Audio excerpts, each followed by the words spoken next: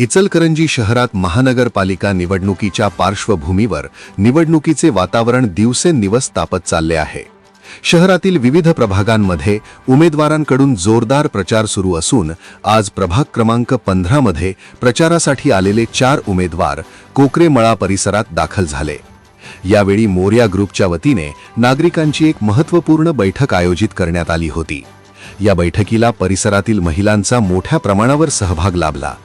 महिलांनी आपल्या दैनंदिन जीवनाशी संबंधित अनेक गरजू समस्या मांडल्या।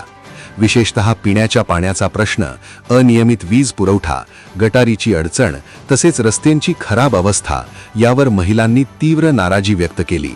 यासोबतच युवकांनीही मोठ्या संख्येने उपस्थित राहून आपल्या अपेक्षा व सूचना मांडल्या। यावेळी उपस्थित उमेदवारांनी नागरिकांच्या समस्या लक्षपूर्वक ऐकून घेतल्या। महिलांनी मांडलेल्या सर्व समस्या लवकरात लवकर सोडवण्यात येतील असे आश्वासन 4ही उमेदवारांनी दिले।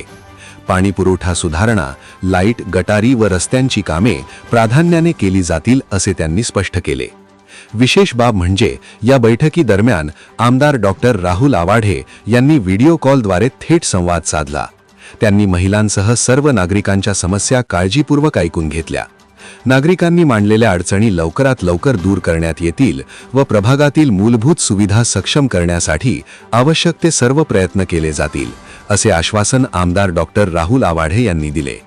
या बैठकीला उमेदवार तेजश्री अमृत भोसले, ज्योती नागेश पाटील, राजू पुजारी व संतोष शेळके उपस्थित होते।